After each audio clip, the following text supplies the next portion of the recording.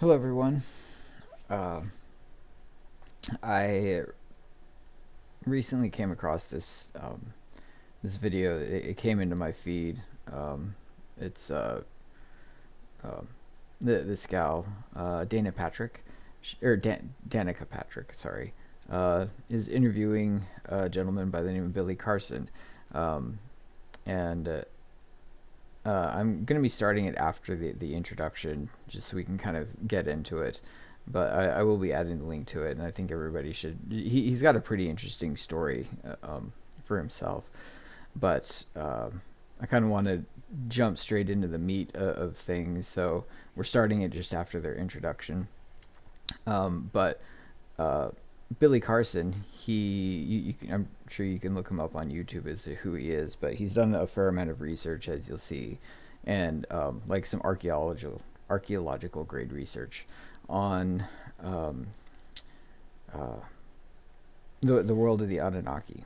Um, Ancient civilization, ancient races. They left some various tablets and hieroglyphs, and they're remnants of their civilization. And this is all in the pre-Adamic world, the world of Earth before Adam was brought into it. And so he's got a lot of interesting things to say. However, there is, as I was listening to this interview, he was seems to be slanting more on the kind of like the New Age side, as you'll see when we get into this. But this is going to be done in segments because, as you can see, it's a 2.5 or it's an hour and a half long interview, and my individual commentary is going to expand this out. So I'm going to go ahead and get started in this, and then pausing it to throw some comments, as commentaries do. So I'm going to go ahead and pop the full screen on this, and let's go. Have about life. And so I'm going to start with the one that actually probably led me down this path so deeply. It wasn't like it started it, but it was the thing that really like catapulted me into deep curiosity and YouTube, hours and hours and hours on YouTube. Yeah. And that's the question, what is God? Mm, Not Powerful who, question. what? That's a deep one. What Yeah, is God? I love it. Yeah. Okay, so you want to start now? Yeah, yeah. Okay. All right, beautiful. So the question you ask is, what is God? And that's a really, really deep question. A lot of people struggle with that question. It's like the question we all ask ourselves: who are we? Where are we from? What is God? Who is God? Why me? What is my mission here? And I think the more I analyzed that question myself, the more I found it wasn't something on the outside. The deeper I got into looking into researching spirituality and the sciences that back spirituality, which some of that I actually learned, believe it or not, at MIT, Mm. I began to realize that it's really a journey to inner space. And so when you start looking at the micro, you discover what's on the macro.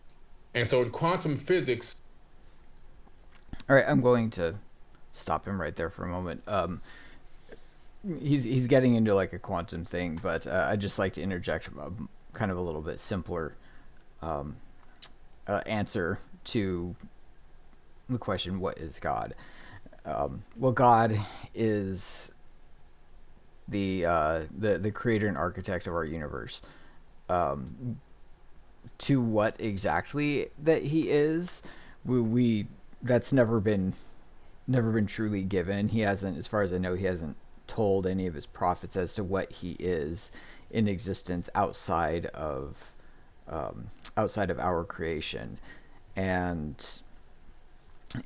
one thing I have gleaned from uh, one of the many visions or prophets or encounters that he has directly given to people is that he actually has seven of these universes that he is running. Um, in in short, yeah, he's running seven of them, and so the whatever kind of entity that he is, him and his son and the Holy Spirit, we probably wouldn't necessarily be able to comprehend it any more than a computer program would be able to comprehend the human designers behind it, if the designers didn't expressly program it into them. So he's an extra dimensional entity, completely beyond our reach, completely beyond our comprehension, save unless he wants to instill that knowledge into us. And as far as I've been able to find, he has yet to do that with anybody. So I'll stop with myself, and we'll get back to them. And subatomic physics, you want to find out, when you look at the smallest scale of things, it gives you almost an identical mirror as to what's going on the largest scale. So I began. He's right about that. Anytime fractal patterns are very similar down to the atomic level, subatomic level, and all the way up to the galactic, interstellar, you see a lot of the same fractal patterns or patterns of chaos.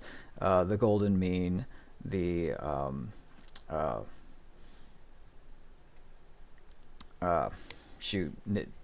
names escape me, but in studying, chaotic, seemingly random events, you start seeing very similar patterns throughout creation.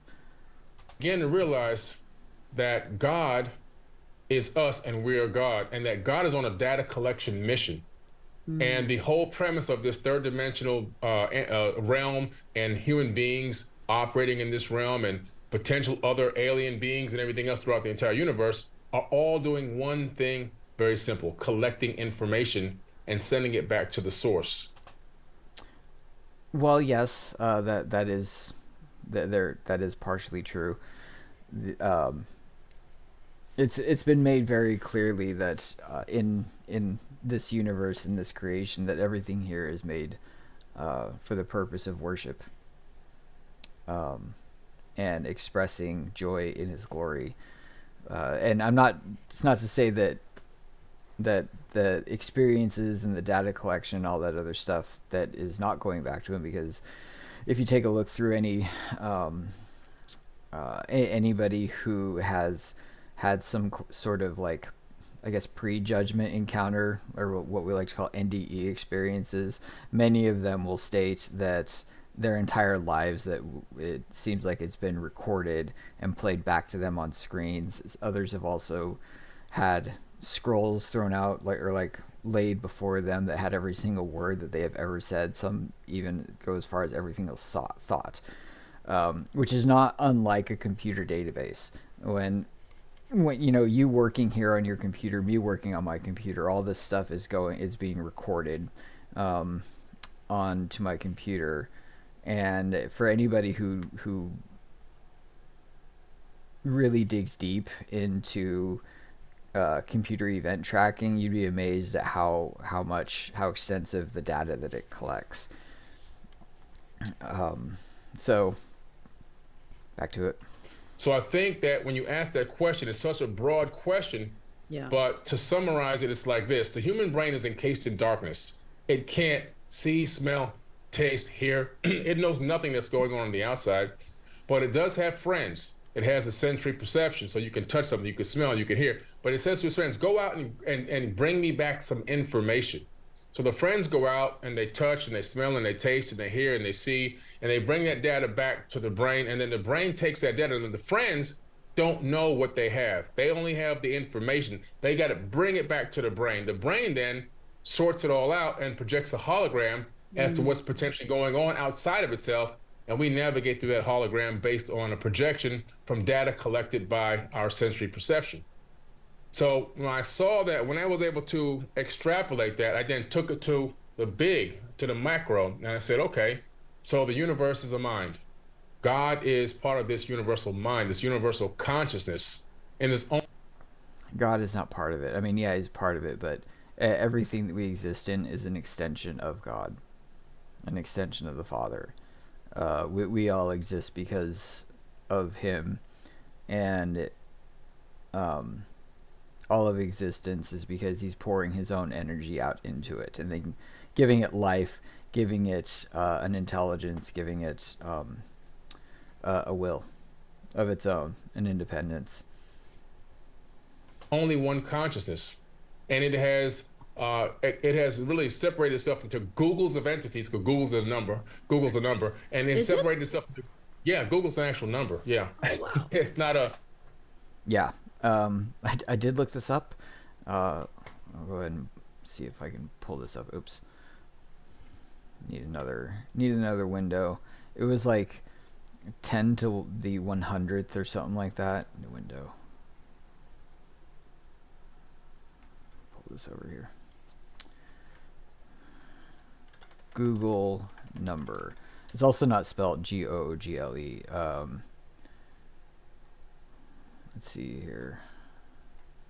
I think it's like Googal.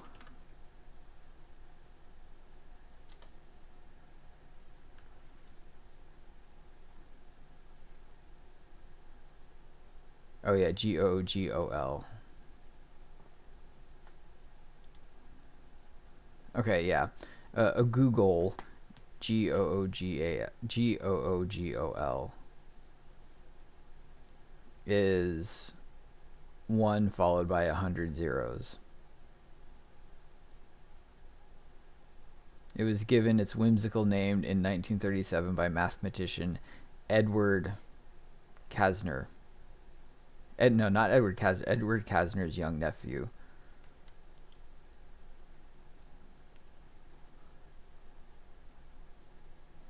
Oh, there's a huge article on this one. Yeah, so 1 by the 1 followed by 100 zeros. Let's pull this up here. What is a Google, and why is it named after this? Well, 1 followed by 100 zeros. You can look that one up. We're gonna get back to this. More important. search engine. Oh my God. So that what they're trying to say is we've got so many searches, because they've named their search engine after a number. And so it's separated itself into Googles of entities so that it can find out what it's like to live in the third dimension subjectively as me, you, a blade of grass, even a rock, He knows what it's like. As he is also the creator of time, and he can see through all time, all alternates, much like as you can go through and read through an entire choose your own adventure book, and you can see all the possible outcomes throughout that. He knows that. The only difference, the involvement with us, is that we can summarize possibilities into the future, but once we make a decision, that decision is passed into the tapestry of time, as they say. A tree. And so all of these living things that exist throughout the entire third dimension are all doing one thing. They are transmitting back to source all the information of what it's like to be a blade of grass, what it's like to be Billy Carson. They're worshiping. Even the very wind moves to his will. What it's like to be Danica Patrick. And so the universal consciousness is actually taking this information and it's actually collecting this data to analyze what is it like to operate through this grand experiment of this third dimension. It's a learning process, and we're all a part of that. And so God has literally imbued every atom in the entire universe with this divine consciousness. And we know now through every single individual atom, it has electrons orbiting it, and those electrons can make conscious decisions based on observation. We know this because of the double slit experiment in quantum physics.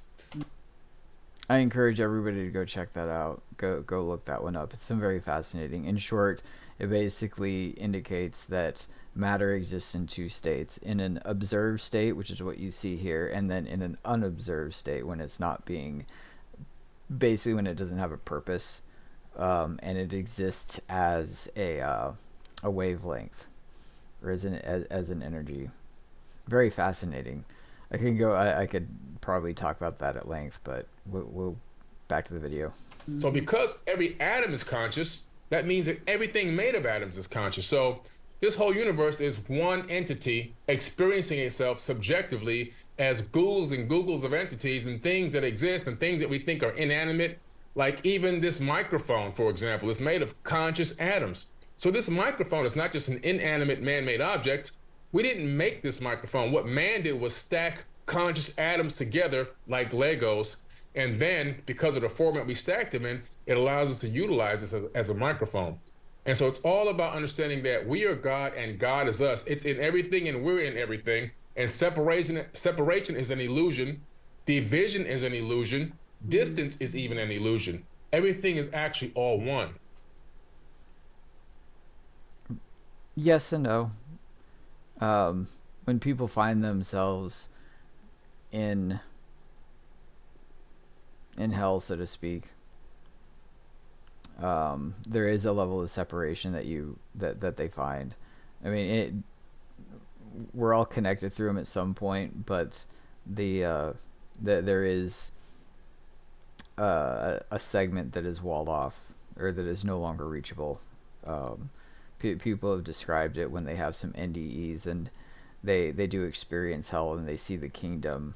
They can see it, but it's just it's unreachable. Like it's obvious that it's cut off from them. An uncanny valley. We've been given this grand experiment through the third dimension to experience the illusion of these things. But in reality, it's all about sending information back to source. And it starts with us. We all are God walking in the flesh. There's only one consciousness.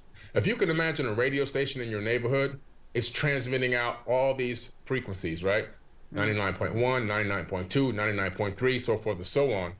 And so what it's doing, that one central location is sending out multiple frequencies, right? Waves of light. And then you have a receiver, and that receiver's, you tune it to pick up point 1, point 2, point 3, point 4. And so that's what's happening. I'm 99.1, you're point 2, point 3, point 4. My avatar body has been designed to encapsulate point number frequency of the one consciousness that's already being transmitted from one source. It gives me the illusion with you that we're two separate beings, but in reality, our spiritual energy is coming from one source. You just have picked up a slightly different frequency of the source, and I did as well. So I'm attuned to point 1, you're attuned to point 2, and so forth and so on. And that's how it actually works. So it's a frequency. It's a frequency. God is a frequency. It's our job to tune in. God is not a man. You hear people say reference God as him, he. They have this illusion. God references himself as him, he. It's not just people. That comes from the horse's mouth. There's this sky daddy with a magic wand floating around granting wishes. That just really, in my research, isn't the case. It's more of a frequency, a divine frequency that is imbued in every living thing in the entire universe. So where did religion come along? That's a great question. So in ancient times, people were more into spirituality.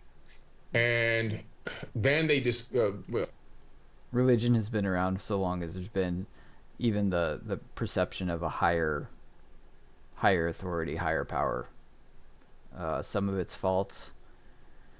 Some of, like, say Scientology, and some of it has other entities involved that are higher powers, such as when the Watchers and the fallen angels.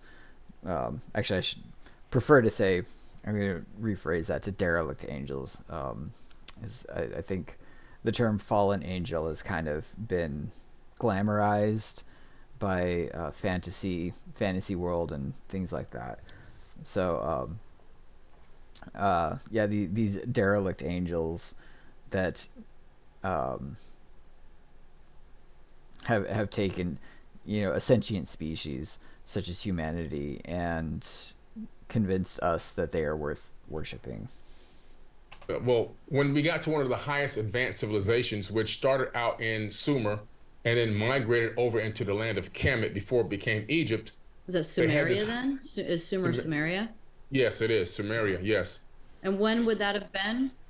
The tablets date back about 6 to 8 thousand years, but Yeah. those tablets we discovered were recopied from even older tablets, which going back probably about 100 to 200,000 years prior. We're talking about a deep, deep, deep antiquity of super ancient culture. Even in the Emerald tablets, when they relocated home base to the land of Kemet, in the Emerald tablets, they're 36,000-year-old texts. They rebuild the land of Kem out of the mud, which because there was a great flood. So we're talking about ancient knowledge.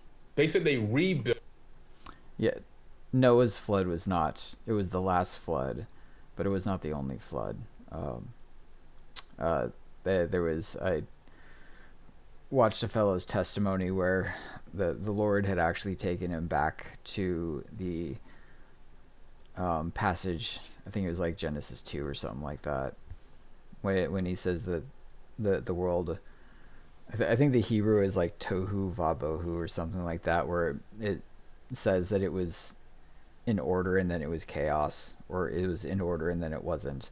Um, Pastor Larry Allison has talked extensively about that one, but when the fellow was recounting it, and he was shown the earth prior to the introduction of Adam on it, he said that it was 100% water.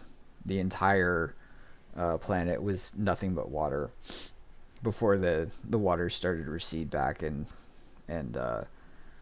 life was restored to the planet.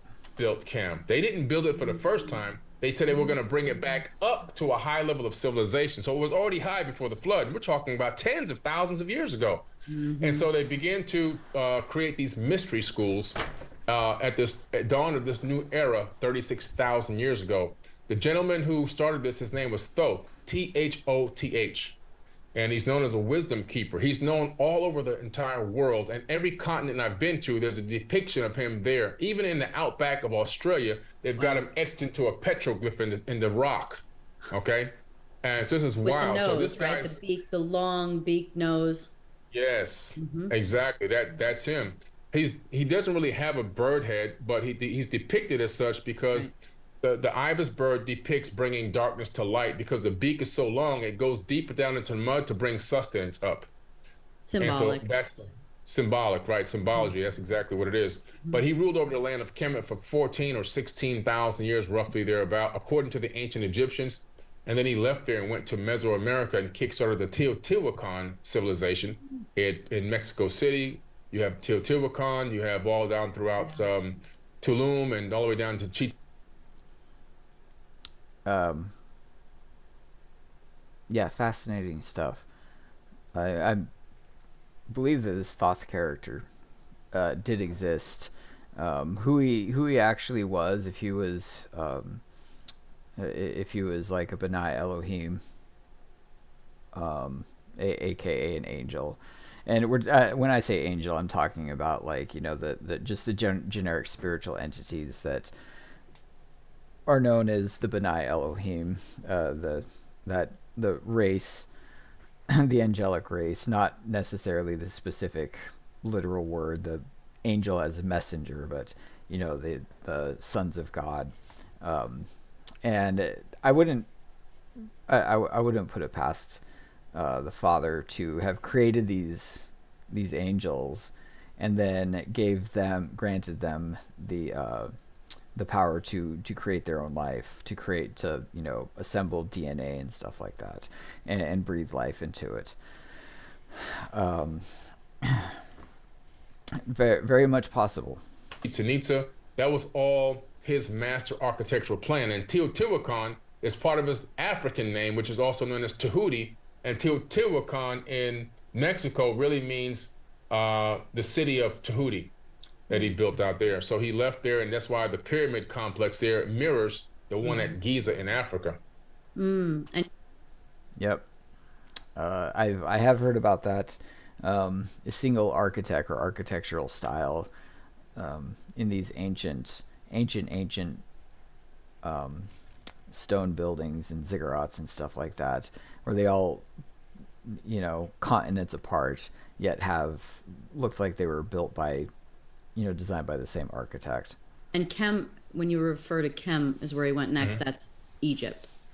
That's Egypt. Yeah. So Kim, after Kim fell, after a golden age, they fell, and when it came back, the Dogons were overthrown there, and they were moved out to Mali, Africa, and a new group came in, and that was probably closer to one of the first dynastic periods that started, and that was still a long, long time ago. But over Mm-hmm. time, the name Egypt, which came out of Greece, took hold, and that's the name we call it today. But the original name of the land is Kemet.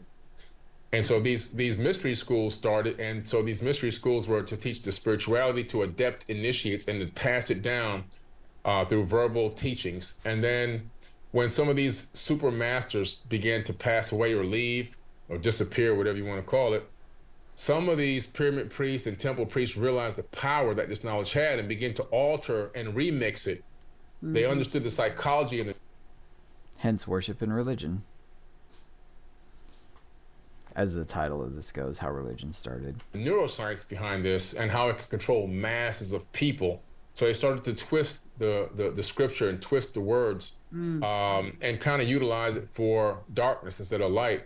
And then we're able to then put people into a box and put real controls on them and dominate them and secure them, bringing them food, bringing them sacrifices, bringing them money. The sacrifices were not for God. The sacrifices were so they can eat. Oh, So they weren't well, going to go hunting. yeah, You know what I right. mean? A lamb, sure. Yeah, exactly. If you go to Egypt, you go to all these temples, you'll find the storehouses where all the sacrifices will be put and salted and stored and hung and dried so that these people can have food to eat because they weren't going to go hunting for anything. They weren't going to grow any crops. So it was Mm. all a big scam. So religion started with Thoth, or was that just because he started putting things down on a tablet? Is there? Religion probably started long before Earth was even inhabited. Um, there's nothing saying that there are um, not other planets that are inhabited that are worshiping fallen angels. When the as it's stated that when Lucifer fell, or when the dragon fell or when the serpent fell, he swept his tail and a third of all the stars fell with him. We don't have like a population. We wouldn't know what the population of the angelic host was at that time, and I know that there is a good number of them that fell here, but there's not nothing saying that they were restricted to Earth. There's trillions, like some untold number of planets out there, and that they could have been occupying and inhabiting and building their own races to be worshipped, which um, I believe is probably how this whole pride thing became. Is as Lucifer says that they would be like the Most High. So if you're going to be like the Most High, you would have to have obviously somebody sentient worshiping you. Um, and instead of saying, well, um, we created you, but our authority came from the Most High. They just started saying that they were the Most High to these lesser races. So this was sort of the start of it. Yeah, so they took his teachings, his spiritual teachings. He's all Mm-hmm. about seeking the light, evading the darkness, understanding how to raise and be born again through conscious thought. The first baptism that was taught is in the Emerald Tablets. He talks about being baptized via elevated consciousness, being able to rise up to another level and look back to see where you were before. And you'll be born again many times in one lifetime if you continue to ascend. It had nothing to do with splashing water and dumping your head in the pool and all this other kind of stuff. Uh, She's shaking her head. Um, the oh, what's the best way to put it? The way that our Father wants us, as followers to be baptized. That's I guess his symbology of us as Jesus states that he is living water. So in essence, when you're getting baptized and you're getting fully dunked in water, you're cleansing yourself because water is can be very cleansing, and bathing yourself in his living water. So that's the representation why we have that here.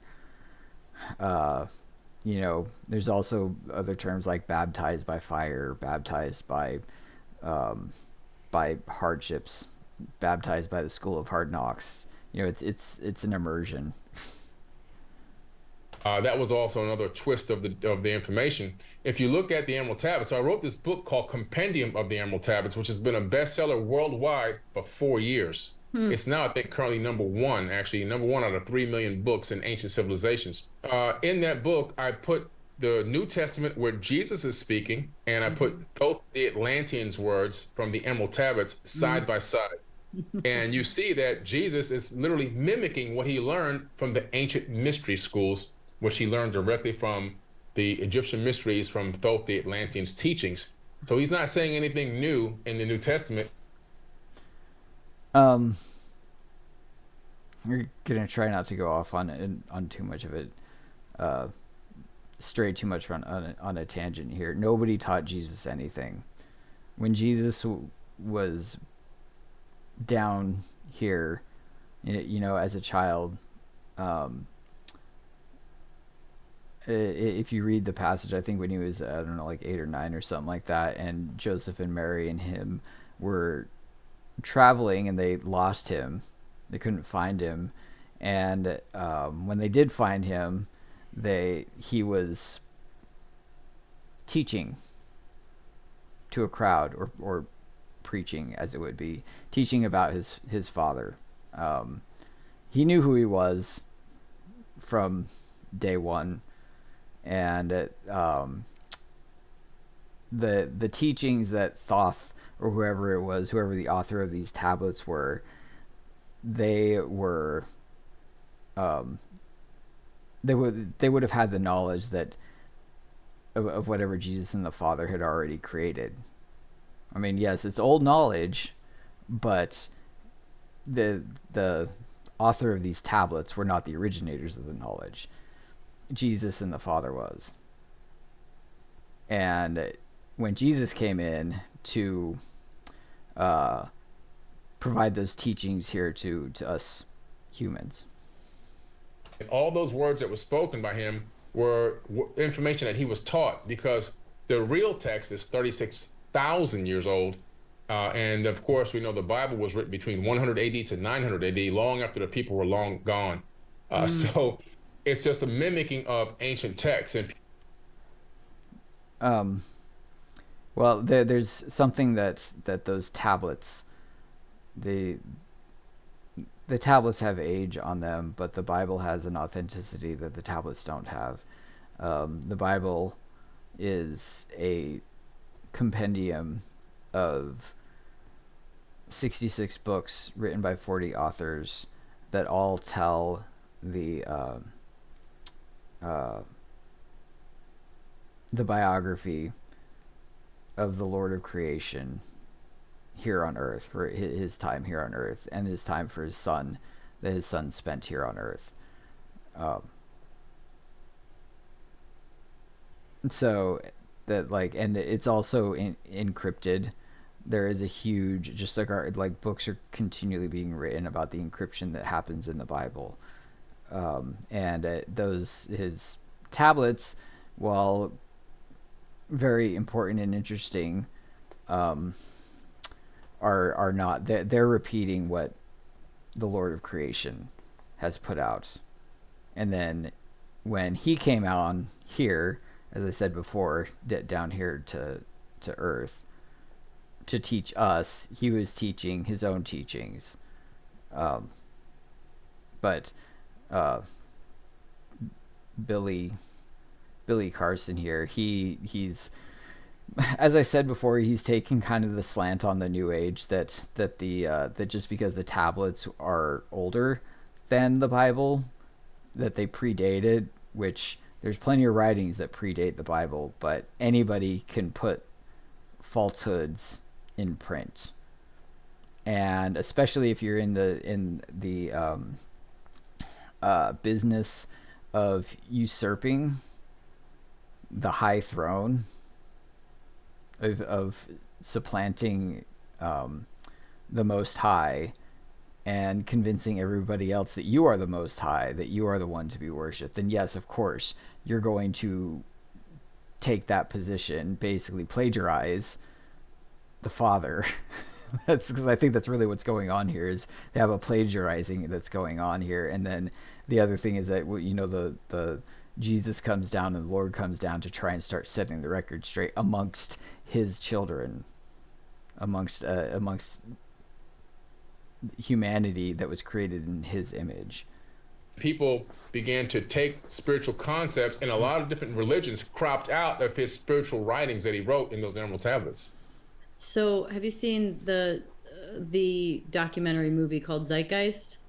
Yes. Where they it's fascinating. The beginning is all about basically Jesus and the 12 apostles and dying and reborn 3 days later, and the timing and everything, and they overlay it into more and more and more ancient times, and how it's the same story over and over again. So is that an Yeah, I watched Zeitgeist. Really interesting. 2 parts. The first part is about religion and Christianity, and yes, there's in an attempt to basically simply say, just because you have the story that repeats itself over and over, it's all because you get that. It's not just the same story. It's like the best way to describe this one. Because you see the story, it's just as mythological as anything else, and it doesn't actually exist. You know, it's that it's not real. That's kind of the first half of it. The second half, he goes into the whole 9/11 story, which is he did a really bang up job on that one. But his take on the origins of religion and Christianity are in error. an archetypal thing, or is that the same consciousness coming back over and over again and doing the same thing? Is that someone learning from the past? Why would that happen? Yeah, so the story kept getting rewritten. The story did happen originally thousands of years before Jesus was even born. And then the story kept getting copied over and over and over. The true story of Jesus has really never truthfully fully been read. The Sinai Bible is probably closest to the truth, because the Sinai Bible was written before the King James Bible and some of the other canonized books. And there's about 14,000 differences between the two. I wouldn't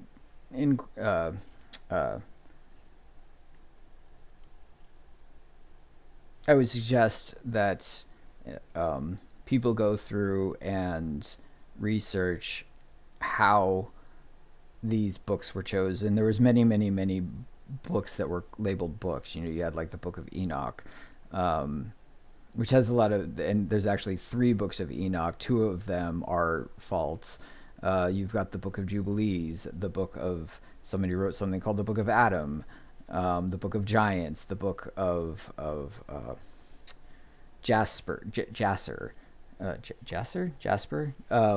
There's a whole mess of books out there, and just because somebody slaps the word book on it doesn't mean that it's inspired. The reason why the 66 books, the canonized books, were assembled was because there was a very strict authentication that was going on there. And the Book of Timothy has it mirrors a lot that the other apostles were writing, but in his individual, supposedly it was his individual writings that were unique couldn't be authenticated, which is why it was left out. And also, from what people knew of Timothy's other writings, it didn't comport. And it was deemed as a piece of fraudulent. But you have people who don't understand how this works, glomming onto this, saying that it's some like hidden it's Gnosticism, which is just New Age, like New Age Christianity is basically what it is, this Gnosticism. And which they're false teachings, in an attempt to again uh, uh, usurp the teachings of Christ,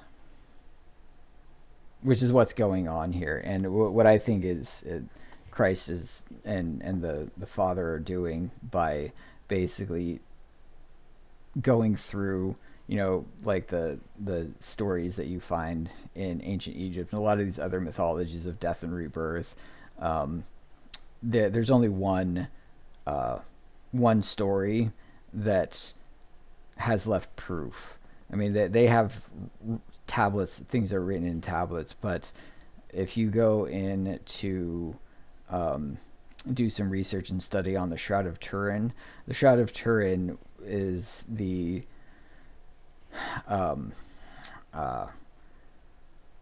it was a shroud draped over a man who was beaten, scourged, wore a crown of thorns, and crucified on a Roman cross. And then which if, that's one thing because it's in its uniqueness. But the other thing that gives its authenticity is that it bears it had a burn in on it that only showed up under flash photography or under a negative. When it came to light, I think back in the 70s, when a gentleman, I forgot the name of the photographer, but he was authorized to photograph it, and when he took the images, or when he went to go develop it, and saw the negative of it. In fact, actually, I'll just pull this one up. Yeah, Google. No, come here.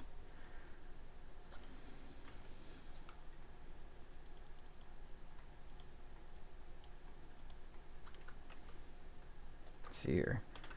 Shroud of Turin. Pictures.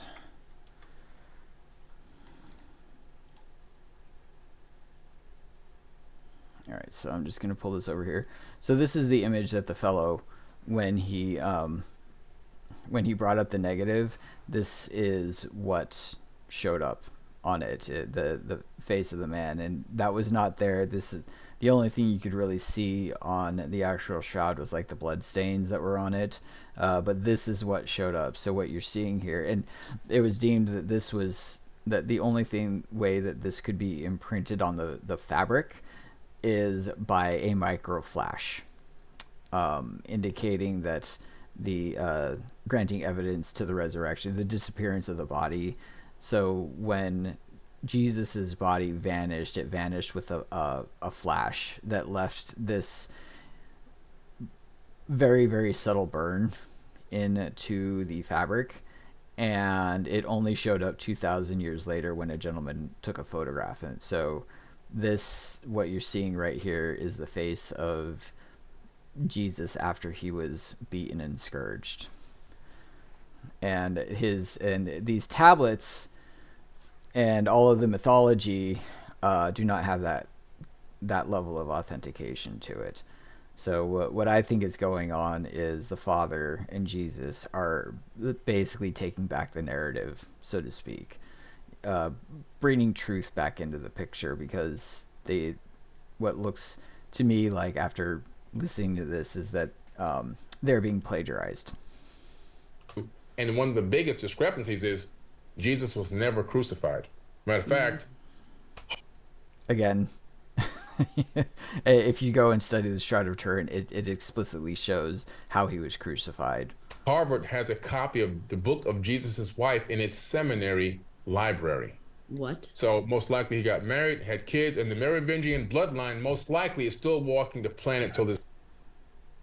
He's probably right. I'm sure that there are the bloodline of Mary and Joseph, yes, but Jesus never married. Jesus never had children. He never had a family. That's not what he came here. He came here to minister. And so as I said before, that there were many books written. There's many things, many people trying to write falsities or just putting out their own theories, but they never made it in because they couldn't be authenticated. this very, very day. And so I think that those stories of the the ancient cultures having that same story over and over again was just it being copied again from culture to culture and being reread, and the names being slightly changed, but it happened originally thousands of years prior with Ah. Horus. Okay, gonna leave it there because they're getting into another chapter, and I'm already, what is this, like 45 minutes into this. So hey, thank you very much. And when I upload the next segment, I'll put some. I'll put this into a uh, playlist and put the title cards on it. So hey, thanks a lot. As usual, because YouTube, it's YouTube. Give the like, subscribe, and if you think this has some merit to it, go ahead and share it out. I'm also gonna put this full interview in the description, so you can watch it without my ramblings on it. I encourage everybody to check it out, and check out the rest of his works too. He has done a lot of research, and I think that he would do really well if he did some collaboration with like the likes of Timothy Alberino. Unfortunately, a lot of this type of work kind of gets siloed into their own echo chambers, and having more cross pollination can really start opening up some better answers. But hey, thanks a lot, and take care, everyone, and tune in for the next one. Bye.